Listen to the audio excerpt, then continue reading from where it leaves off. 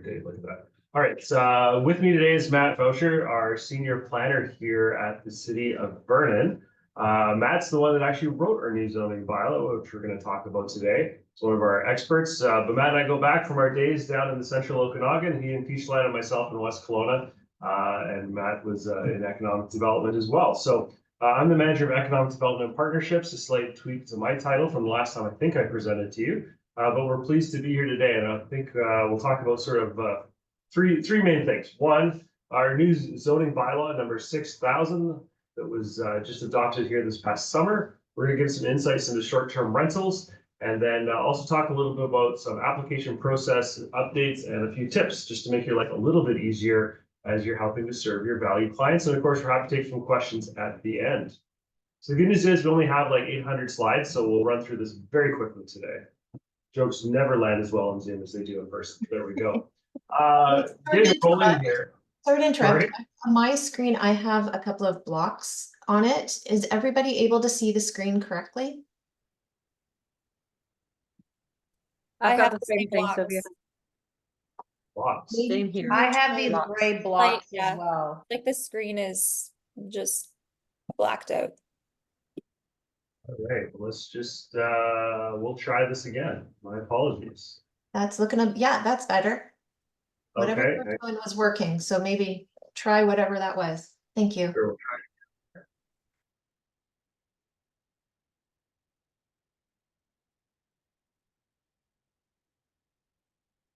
Okay, that's why. Here we go. We're good. We're better. There's one on the right-hand side still. Okay. I will move that. That's us to see you, so we'll just close that down. So how's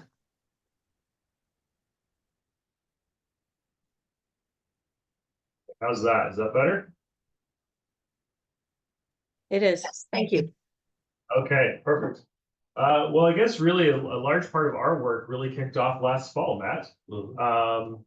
And it really, I don't want to say came completely out of nowhere, but certainly one of the most significant provincial mandates from a local government standpoint with new housing regulations that were really focused on how can municipalities deliver more housing within their communities with existing land, which really kicked us into overdrive and all of a sudden changed a bit of Matt's world heading into 2024.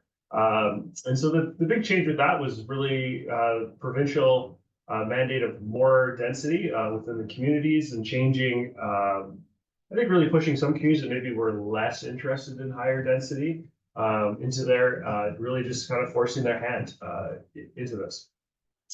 So my apologies, here we go. So as a result, we ended up with having to completely rewrite our new zoning bylaw. It started really with the goal of being done by the end of June in 6 months. Many municipalities, typically this is a multi-year process with consultation versus a 6 months run and gun style. So I'm going to pass over to Matt, who's our chief author for this, to kind of walk you through some of the changes and a bit more of the information behind it.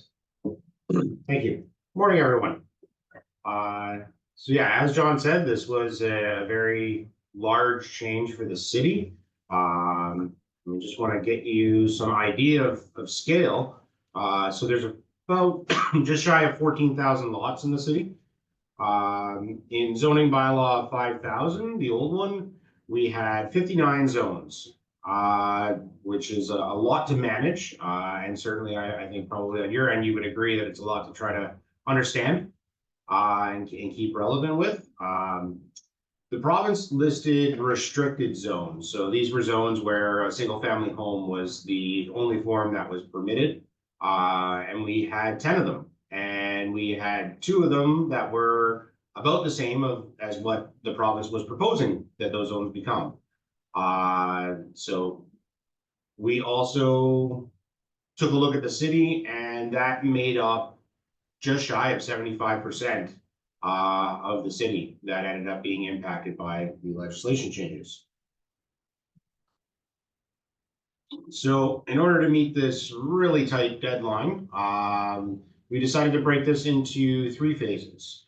The first one was just get the new framework done, get it figured out, get it designed, get it before council, make sure that the provincial housing legislation was incorporated, and we had to have that complete by June 30th.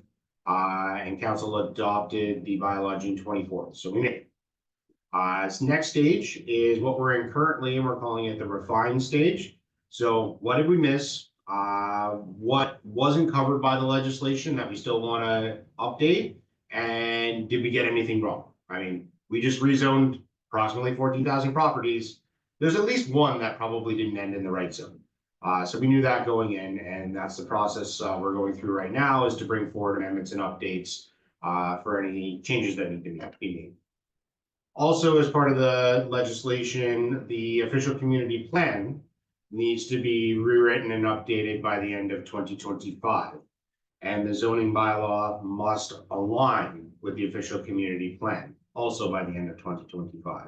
So that is going to be our phase 3. Once we've got a firm grasp on what the official community plan is going to look like, and it's gone before council, we're going to bring forward a series of amendments to update the zoning bylaw to be in alignment with the official community plan.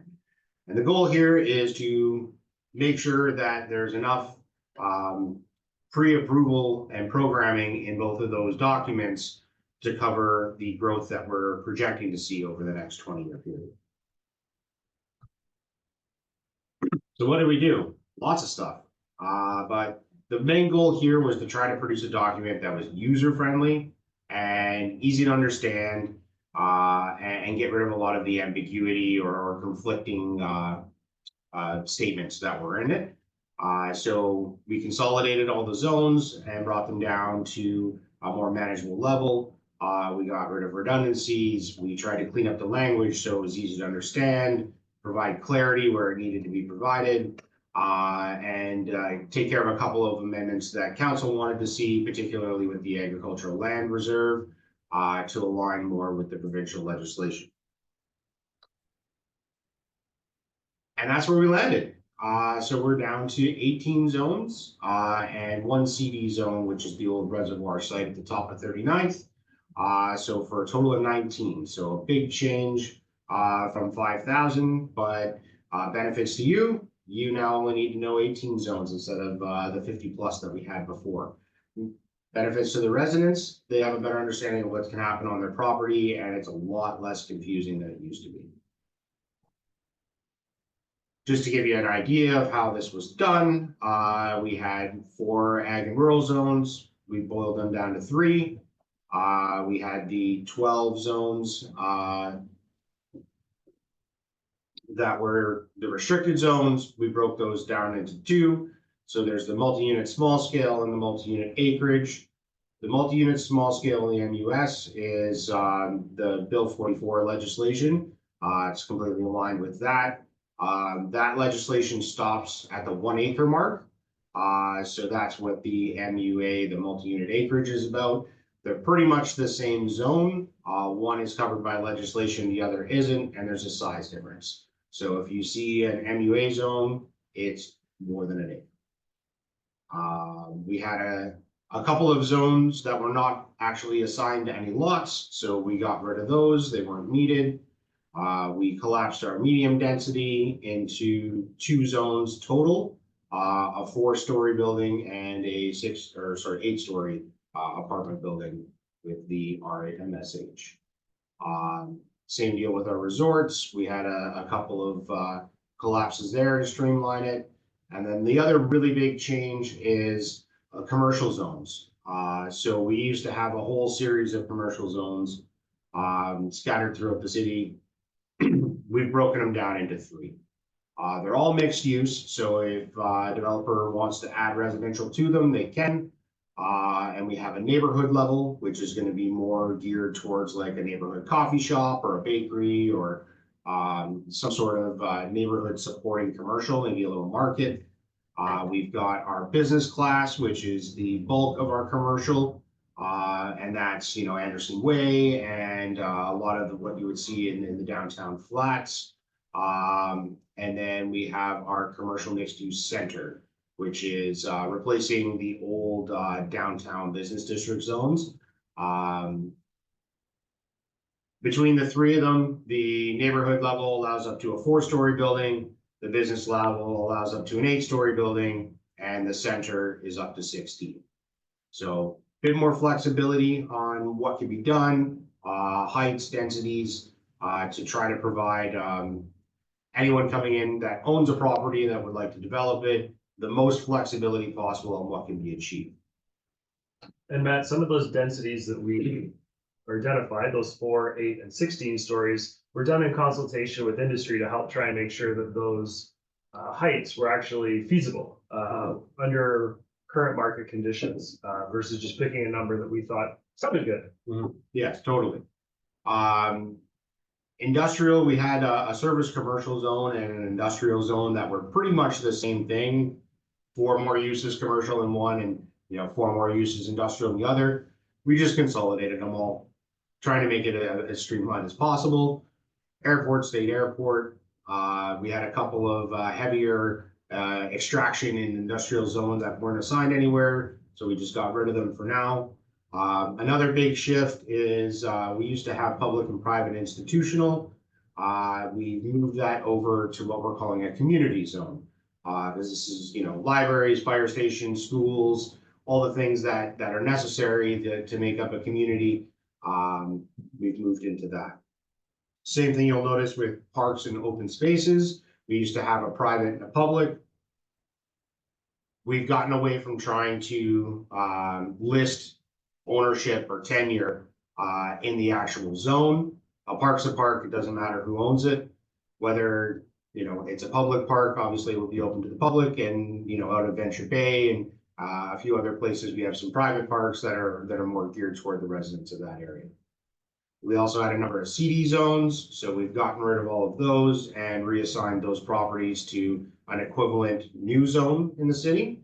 And another big one that probably has been a headache for some of you in the past is the city used to bring in properties from the regional district and then not assign a city zone, which makes things really complicated when you're trying to sell or buy or figure out what you can do with the land. So we've gotten rid of all of those and we've given everybody a city zone. So if it's in the city, it has a city zone. No more having to reference other people's documents.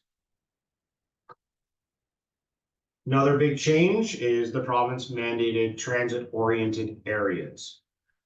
So this is providing even more development rights within 200 or 400 meters of a transit exchange. So there's 2 that have been mandated for the city. One is the downtown bus exchange. The other is the Village Green Mall. Has a small exchange there.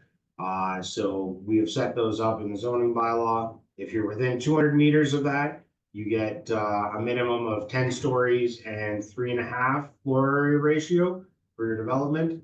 From 200 to 400, it's 6 stories and 2.5. Big change though, the city is no longer allowed to require parking for residential uses. We can still require it for accessible, we can still require it for commercial, but the pure residential is going to be completely up to the developer. Matt, sorry, that parking point that you just made, is that just for transit areas, or is it generally? Yes, it's for the 2 transit areas. We are no longer allowed to require residential parking. So the developer can choose to provide it at whatever level they want, but we don't get a say anymore. So there's no more standards in those areas.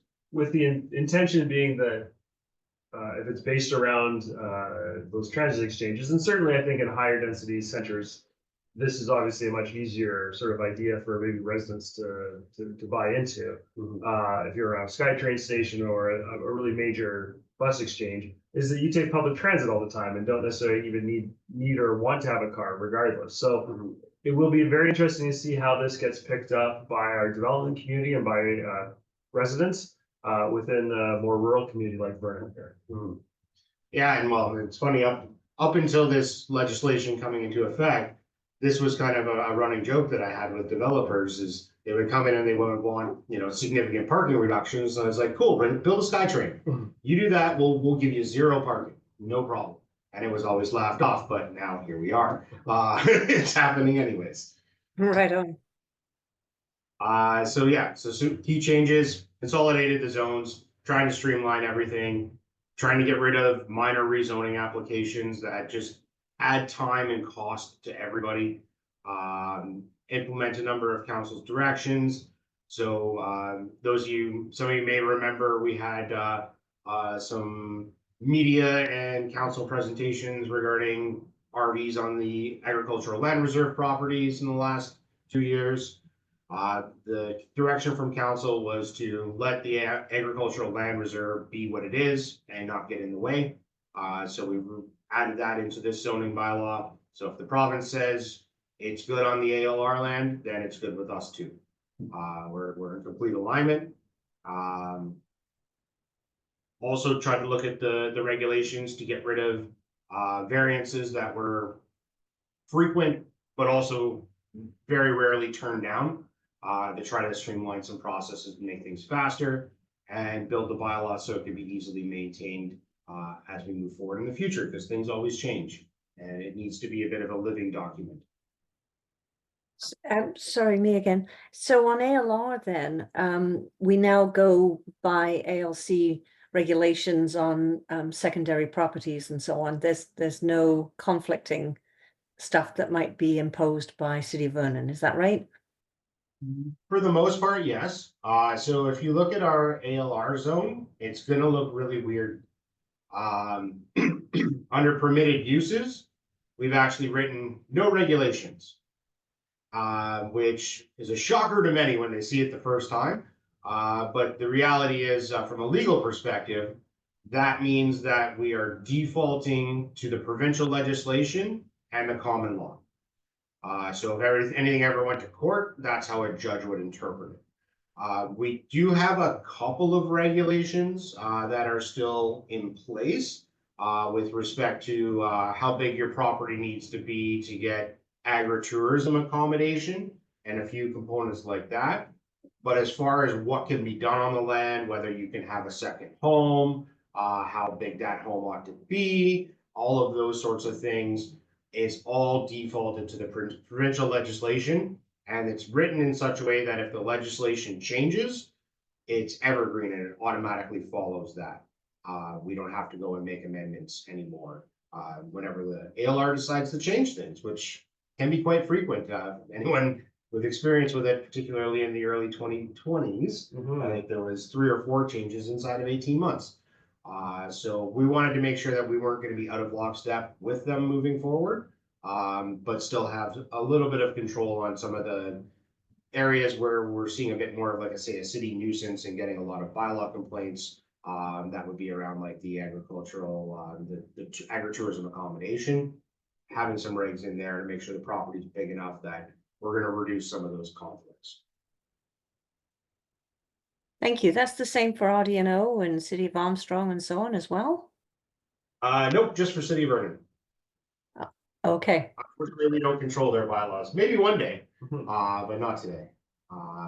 So key impacts for residential. Now any service lot can accommodate 4 or more units for the most part. Subdivisions are now easier, and secondary suites are allowed more or less community-wide. I think for those of you doing some commercial work or working in some advising, there's been some lift in our downtown core, certainly moving from a 12 to 16 stories generally through our downtown core. We saw a significant lift in density around Village Green Mall, moving from 2 to 10 as a result of the transit-oriented areas. And then more opportunities for mixed-use development throughout the community in all commercial zones. I think this is an area we see a lot of need for. We're just in the process as part of our official community plan, doing a commercial land inventory study and some forecasting on some needs. So we're happy to hopefully share that with you and other members of the real estate community in the coming months. Relaxed parking requirements across the community for both businesses and residential. This is probably a big component for that. Through that commercial study, we identified that almost 20% of our, or 25% of our commercial floor or commercial land area was actually in parking lots, which is quite an astounding amount of land. And of course, limitations on drive-throughs and gas stations sort of remain within the community into there. But I think now probably the big change to that is for any of those, we need to have a conversation first, right? That's Not that they're banned, we just have some limitations and so we want to work with you if you're doing commercial and that's being brought forward. And certainly I think for us, understanding how those drive-throughs fit within the existing commercial property land access, queuing, those types of things. There's quite a few components that go along with it. So it's not that they're complete no, just they're getting a little bit more complicated than they used to be because an of the application. volume. Yeah, exactly. Yeah. Yeah, consumer behaviors have changed too, so we need to make sure we're on top of that.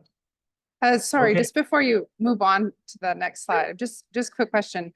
When you say for the residential, any service lot can now accommodate 4 more units, do you mean does service include properties that just have septic, or do they have to be on sewer?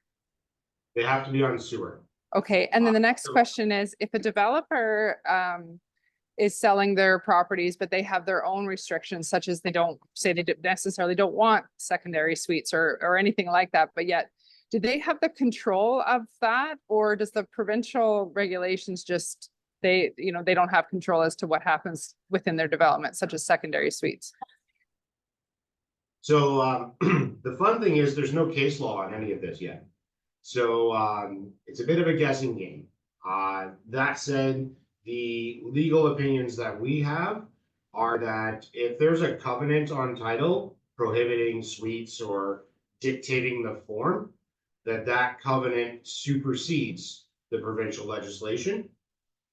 That said, I've heard rumors of the province maybe wanting to change that. That's not the case today, but that doesn't mean it's going to be the case forever.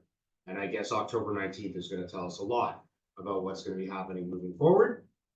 So we all just kind of sit and wait for now. But as it stands today, if there's a covenant or a building scheme on title, that is the leading document. With respect to those, though, that doesn't prohibit the city from issuing permits. We don't enforce building schemes. And there's legal opinions that the city should never really get involved in that, that's a civil private matter. So the neighbors or the developer could enforce that, but the city's not going to step in and enforce it for them. Matt, maybe just on this point, thanks for that great question. There's a really subtle word in here that I think is an interesting one, is 4 or more units, not necessarily 4 or more secondary suites or secondary properties. So maybe you can speak a little bit to a bit of the shift. It's a very subtle shift, but an important one between how we look at housing units now. So under the provincial legislation, we're required to allow 4 units on a site that's under an acre. And the way the province has worded it is a secondary suite or a carriage house or accessory dwelling unit counts as a unit. So every independent entity on that site is now a unit. So we've framed our bylaw as such. So previously, and I'll give you an example of an R5 townhouse where we were allowing 12 units an acre, we would let them build 12 units on a 1 acre property, and then people were putting suites in those, which really brings it to 24 units an acre. So you'll notice in our low density zones, the MUS and the MUA, we've increased the density to 24 units an acre to capture that process. So the density is the same as it was before, but we're now being more transparent on how many units are actually being built on the property. So for us now moving forward, any combination that gets you 4 is what you would be allowed. So that could be a duplex with 2 suites. That could be 4 single family homes. That could be a house with a suite that has 2 carriage houses. However you get to the 4 is up to you, and is based on what the developer wants, as well as the site conditions of the property. And one caveat on the density side is we've authorized the density, but it doesn't mean the site can actually handle the density. So if there's a site that has a large rock outcropping or a creek running through it or a very steep slope, or just simply isn't big enough to allow the parking requirements and the structures to be built, you may not be able to achieve the full density with a site. It's still site specific, but we're taking the regulations out of the way from a density side to say you're allowed to do this, provided the site is in the condition that permits you to do so. And perhaps maybe one of the other important components to that idea of units really is to help make it faster to get to development. So instead of having to rezone or do a subdivision or a strata to hit some of those density requirements or densities that perhaps when you were working with somebody doing an infill project or considering an infill project had to look at and consider as part of their process. Now, with that idea of 4 units, they can go right to building permit. It hopefully streamlines and makes, it saves them 6 months and thousands of dollars of time and effort into there. So, yeah. Okay, we're going to jump a little bit to short-term rentals. I think probably one of the greatest questions we get, a short-term rentals ban. We hear it from tourists, we hear it from residential owners into there. And the reality is, yes, they're allowed in Vernon. However, the key component to this is it's not regulated by the city. These are provincial regulations, and the provincial regulation really focuses in on that you need to do this within sort of the primary residence. And the primary residence is where the owner spends the majority of their time at. So it can look a lot of different ways within an existing property. It can be a bedroom, maybe akin to a traditional bed and breakfast. It could be in a suite or an accessory building. And even you could rent out the whole home when not in use by the owner. So if, for example, I own my house here in Vernon, I go away for 3 months of the winter, and I want to rent it out on a short-term basis during that period, you are allowed as long as it is your primary residence. What it's getting away from is some of these units that are purchased exclusively for a commercial use, exclusively into there. There's also an opportunity to do it in strata hotels and timeshare properties. So certainly we know we've got a few of those around the community. The key to this is they must have centralized marketing and management. Now, we have a couple of properties that are in the process of investigating whether they qualify as a strata hotel. And the province has basically put the onus on the property to do their own self-assessment about whether or not they meet the qualifications for it. Again, it's still relatively new. I think it's been a little bit challenging and frustrating at times for some property owners to know whether or not with their strata that they are part of a strata hotel into there. So those properties, I think the Strand, Vita specifically, the Outback have done a lot of work. We've communicated with their stratas to try and provide them with some information as they explore that with their legal groups. And finally, this is a really interesting, probably a small number of properties. It would be properties that cannot be occupied as a primary residence. And the only place we can really see this happening has been at the Strand, down along the water. And a number of those units never received an occupancy permit for residential use. It's a bit of a, I don't even know how to describe it. It's more of an administrative type function. Essentially, it limits that they cannot be lived in full time. So it's almost, I don't say like timeshare, but it's limited on what it can have. Forced rental. Forced rental, exactly, into there. Now, some properties have paid these top-up charges so they can live in them, but that's sort of what we've got going on. Okay, where can you not do it? Well, you can't just buy a house or a condo that isn't a primary residence and use it exclusively for short-term rentals. So we realize that for some people have made investment choices with that. And again, we sort of really focus back. This is a provincial mandate. Certainly, as a municipality, we're being asked at times, and this is an example from Kelowna from earlier this month, managing some of these activities that are maybe not working well with the neighbors that are there. And certainly something in the past, I think here in Vernon, we've had some challenges with our bylaw group. But I really want to reiterate, like, we still believe that there's an opportunity for owners in Vernon to be focused on doing something within their existing residences and offering that to our tourists. I'm going to just plant this seed because you guys are talking with the movers and shakers out there. Number one, we're in the process this fall of developing a business license that which we'll have available in the new year. This will be for owners that comply with the provincial legislation. But beyond that, we think there's an opportunity for a savvy developer to build and market a strata hotel within our commercial zones. This is a photo from West Kelowna. with their Strata Hotel right down on the lake there, the Cove. I think there's interest by investors to purchase this type of property or investment tool that sort of complies and works within it. And to give you an idea, in 2023, we averaged about 250 short-term rental units within the community of Vernon. But that compares to about 1,400 hotel rooms. And a really interesting fact is less than 10% of them are sort of extended stay, which is a hotel term for having a small kitchenette or a second bed, a bedroom and a seating area into there. And we know that as consumers, and probably many of us in our lives, look for those when we're traveling with our friends and family. So we think there's definitely a market need for something like this. And some of our analytics have identified 1.3 million overnight visitors to the Vernon area in 2023. We just completed a hotel market study to quantify opportunities here in Vernon. Early results of that study, again, identified that extended stay is certainly probably a key area of growth and expansion for hotel investment or strata hotel investment. Just by comparison in the US, generally about 18 to 20% of hotel inventories in the US are this extended stay model. And in Vernon, we follow the Canadian average, which is 10% or less.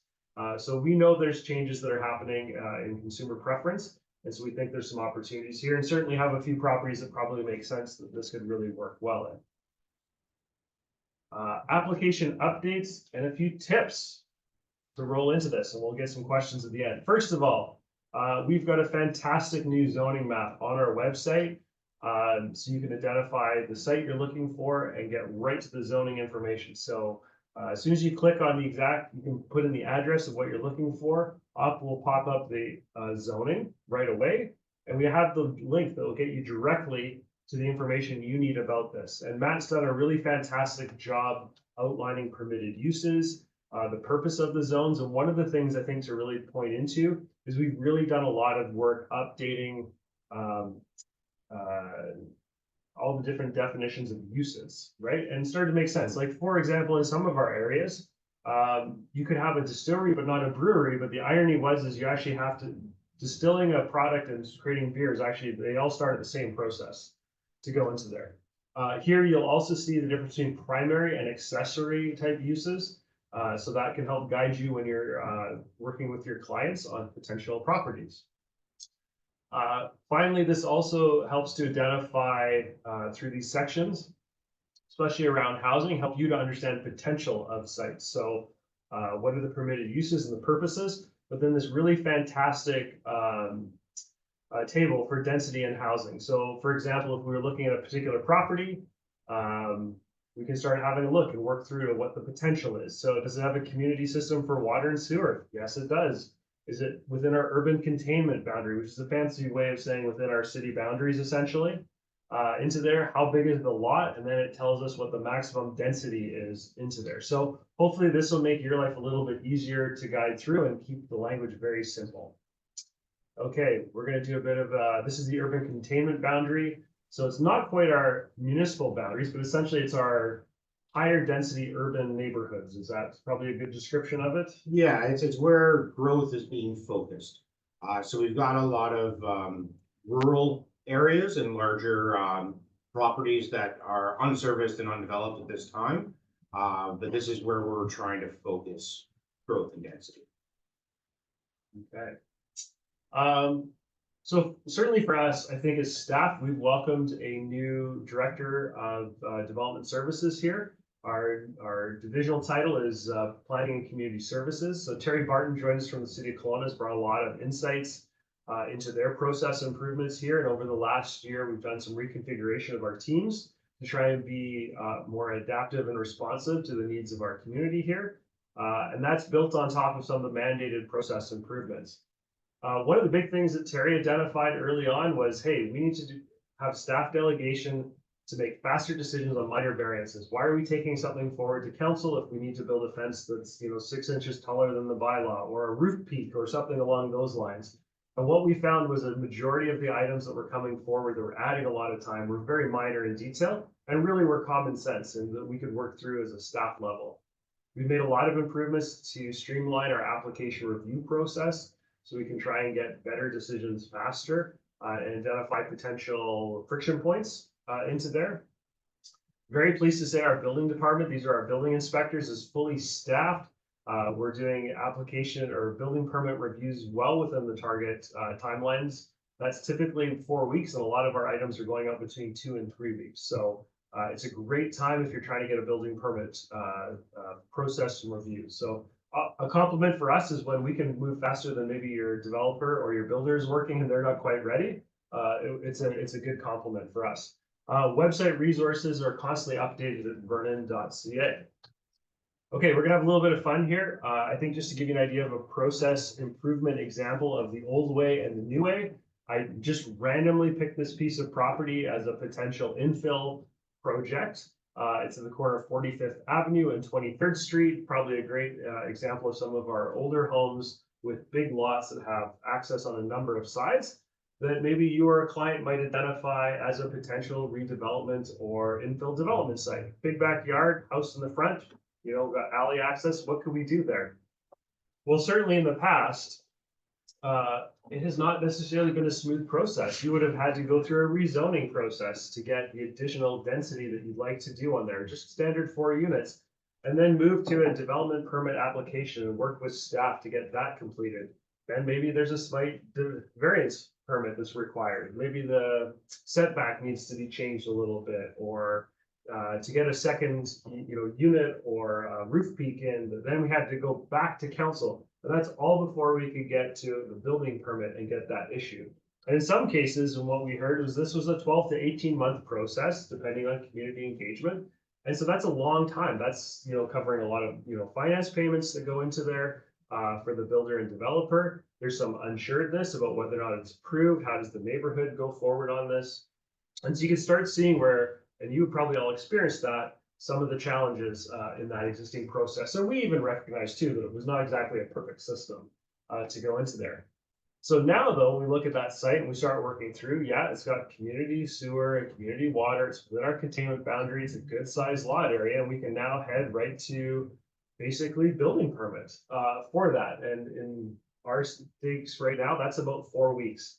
So we've shaved a lot of time off. So this balance between a new zoning bylaw and some of the mandates from the province, we think should hopefully create additional opportunities. And because it's all new, I mean, geez, we're just at the end of September, so we're like 90 days in on the new zoning bylaw.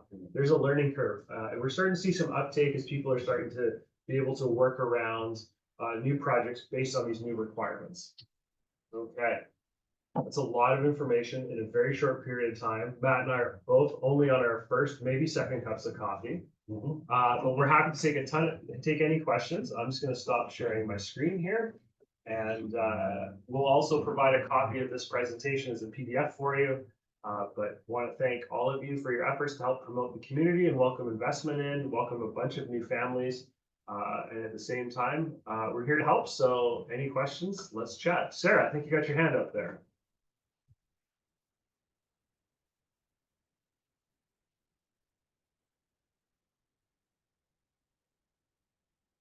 You're muted, Sarah. Oh, I'm so sorry. Can you share a little bit about the DCCs? I think when Bill 44 first reared its head, there was all sorts of concerns about overload on our infrastructure, and that the way the city would recoup is higher DCCs. So can you speak to that? So at this point in time, the DCCs remain the same as they always have been. Moving forward, we're gonna have to do a full rewrite of that bylaw and readjust it.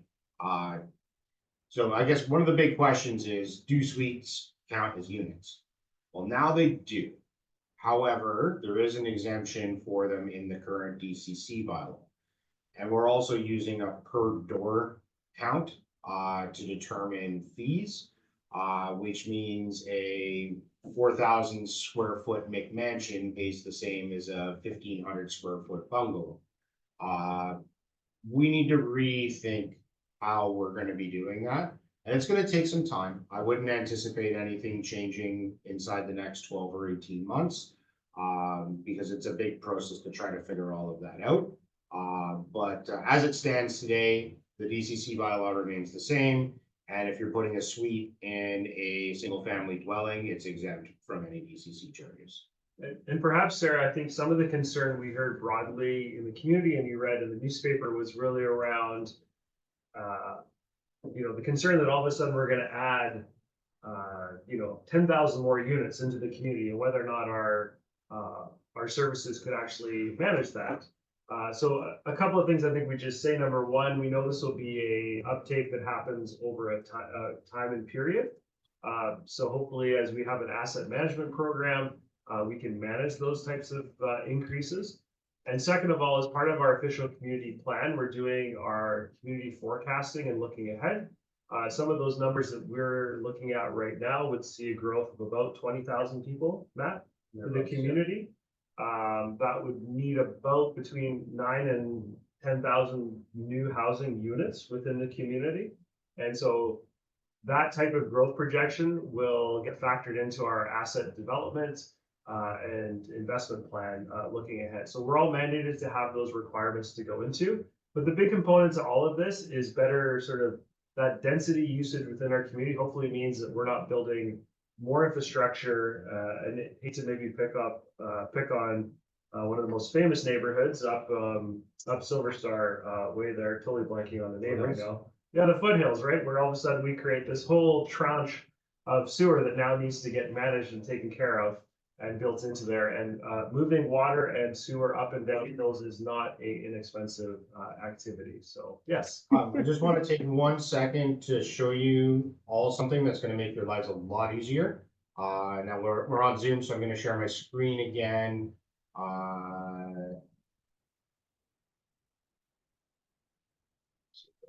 Do it. Give us a quick sec. Oh, the internet's not working. Oh, So I can't be reached. Wonderful.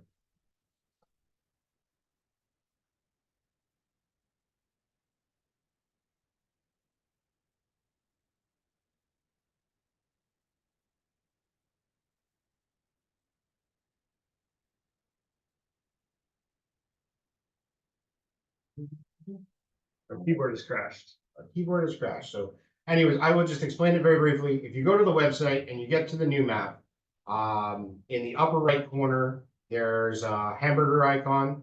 If you click on that, it shows you all the layers that are available for you to see.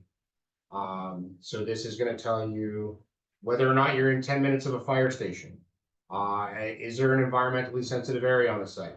But the most important one, and it's what struck my mind with the DCC one, is we have a map that shows where the water pressure is not good enough to support multifamily development. And there are areas in the city, so like BX and northeastern East Hill, where there's not enough reservoir pressure to support multifamily development. So when you're looking at your site, make sure you have a quick look through those layers there to get the whole list of everything that is going to pertain to that site. The only thing we haven't put on there is the slopes, because the layer is absolutely massive and we're trying to figure out how to get it smaller so we can get it to work on there. But everything you need to know about that property is now publicly available. So I just wanted to flag that for everybody. We're trying to make it easier for you to access the information instead of having to necessarily call us and then maybe it takes a day or two to get back, and it turns into this whole thing. So we want to make it as easy as possible for you. And on that note, if you see anything that you would like to have that isn't there or something's confusing, reach out. We're here to make it better. We're trying to make things more user-friendly. So thank you. Go ahead, Amber. Thank you. That actually helps some of my next questions. So a part of our world that we come upon all the time is our property disclosure statement with authorized accommodation and unauthorized, of course, being based on zoning. So is it still because just as you mentioned, like water pressure and those kind of things, if someone's putting in a suite, you would still I guess for us, is it still unauthorized until you guys have stated that, yes, you can have that there? Or is it just authorized because provincially they're authorized up to 4 units? So a building permit is still required. And that's more for fire and life safety than anything. We want to make sure that the fire alarms work, that there's an egress from the bedrooms, that there's the correct rating on the drywall between the units, that there's HVAC. So you would still need a building permit to approve the occupancy. And that's also going to help with your insurance and stuff too, because if it wasn't done that way and it was, you know, a Saturday night special where Jim came and plumbed everything in himself, that could have insurance implications if there was ever a fire, or God forbid something happened to somebody in the building. Like, that's what that process is about. So I would suggest that you go through the building permit process, get all the, you know, I's dotted, T's crossed, and the gold seal of approval, and then you're covered. And it was done properly. But I think the intention with some of the improvements with the land use component, especially in communities maybe outside of Vernon that haven't been as favorable to secondary suites, i.e. Coldstream, this is actually kind of forced the hand a little bit to allow property owners to do those types of things. All right, Luke Davis, you're up next. Thank you. Yeah, a couple of questions. What is our, piggybacking off of Amber's question, what is our responsibility as real estate agents when we get that PDS? I know snitches get stitches, but who do we talk to if there's something that's not quite compliant? Or is there a requirement to do so? Oh, that's a great question. I mean, So I guess there would be a requirement under your licensing to disclose that to the buyer or seller, I guess to the buyer, as the case may be. So I wouldn't try and hide any of that. Is there a complaint-based system? I mean, theoretically you could, but we're not out chasing anybody down to try to force compliance. But it's in your best interest, as stated before, from an insurance perspective and from, you know, a licensing real estate board perspective, to try to get things done. So yeah, I would agree. yeah, we're not out hunting these down, and we're not going to force you to comply. So you don't have to be fearful of that. But there is some common sense, and really what we're concerned about is safety more so than anything. So that's kind of should be what everybody's thinking about, right? Perfect. And last fun-ish question. Are you allowed to give us an inside scoop on what the condition of that cool commercial waterfront thing out by Kin Beach that was supposed to happen or is still going to happen? Are you able to give us anything? What I can share is they are still active, and they are dealing with Department of Fisheries and Oceans at the federal level, and they're dealing with FLNRO, the Forest Lands and Natural Resource Operations, which I like to call Earth, Wind, and Fire. It's just easier. They're dealing with them on the permitting side, so that's where they're at today. Slow process, Yeah. but they are at least moving forward. Not as fast as anybody would want. We'd love to see something out there.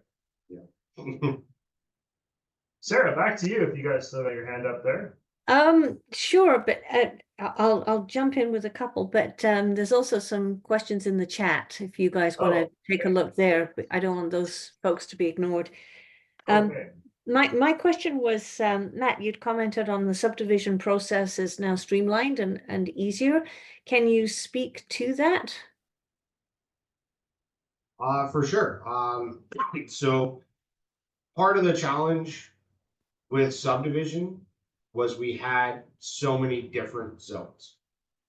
So a lot of the low density zones, as an example, the differences between them may have been the lot size or the setback. And because of that, you would start a subdivision process and you would want to change just a small piece of your lot configuration, whether that be a lot width or something to that effect. And then you would end up getting stuck in a rezoning process to need to move to a different zone to allow, 4 feet off to come off the side. That's not the problem anymore. By collapsing the zones down, we've reduced the need for those sort of unnecessary rezonings to happen, just based on small tweaks to lot configuration. So the subdivision process actually moves faster now. Okay. Because you have a template and you don't I need to s- switch. I see what you mean there. I guess in part two of my question is around stratification. I don't know if the city gets involved with that, but your infill example was a good one because as a landowner, I've got a great opportunity to put 4 units in, say, but I don't want to be a landlord. I want to stratify and sell them. So does the city get involved in the stratification process? Yes, yes, in a couple of ways. So in a traditional strata and a Fairland strata, you would need to go through our approving officer to have those titles created. And there is some design requirements that we would be looking for the strata development as a whole. With respect to the 4-unit infill, little less sticky than, a 50-unit new strata subdivision. Right. We're on the bigger one, we would want to know more about, well, what is the landscaping around the border of the property to reduce impacts on the neighbors? What does that entranceway look like? Is there a tot lot or some sort of little area where people can gather? We have a bit more considerations on those. On a 4-unit infill, we're not going to worry about it too much at all. There's currently an exemption going forward to council to remove any provisions for development permits, other than the hazardous slope or an environmental permit, which will be required regardless. But from a form and character side, we're stepping away from those 4 units. Build what you need to build, get houses for people. That's kind of what the mantra we're following. Fantastic. Thank you. You're welcome. Okay, Tracy, we're gonna jump to your question. You write, when increasing the density of a lot in Vernon from a duplex to a 4-plex, are there parking requirements? And does the lot have to accommodate 4 parking spaces as an example? So yes, there are parking requirements. In this initial design phase, we dramatically reduced them from what they were in zoning bylaw 5,000. And we have another amendment about to come forward that's going to reduce them even further. So yes, there are parking requirements, but we're trying to make them as minimal as possible. So kind of like 1 per unit as where it used to be 2, to try to allow for that density to happen. That being said, we would encourage you to think about the end user in mind. Yes. And, if we know there's gonna be a family moving in that has 2 cars, or that's gonna be a target component, maybe consider there might be a small premium they're willing to pay for an extra spot versus parking out on the street in the neighborhood. Just to your second question there, Tracy. Tracy asks, have the setbacks and or max lot coverage changed at all? And yes, so the setbacks are generally speaking 4 meters off the front, and it was either 1 meter or 1.5 meters on the remaining property lines. And we've tried to standardize that and reduce it as far as it can go. I think it's actually 1.5 meters. That's 4 feet. That's what the fire department wants for clear egress going through. Lot coverage, we've turned that one on its head. It's completely different now. So under 5,000, you had a maximum building footprint for lot coverage, and then you also had a maximum impermeable surface requirement. So that's like hard paving. What we were finding is developers weren't coming in thinking about the end user and thinking about landscaping. It was always an afterthought, and it was whatever the cheapest option was. So we've removed those 2 components now. There's no more maximum building footprint. There's no more maximum impermeable surface. We've now put in a minimum for a landscaping requirement. And that's at dirt, like at the ground level, at grade. So in each zone, other than the MUS, which is the provincially mandated zone, we've added a landscaping requirement. So now in order to figure out your building footprint, you've got to figure out where your landscaping is going to go. And this is to get people thinking in advance, well, where is the end user going to sit and have a beer and throw a barbecue at the end of the night? Where are, we going to see gardens and make this space a little bit more livable? Because that's really what we want to see. We're going to have tighter development. There's going to be less land available for amenity. Start thinking about that up front and how you make that amenity area as best as it can be, and then figure out your building around them. So it's a bit of a mental shift.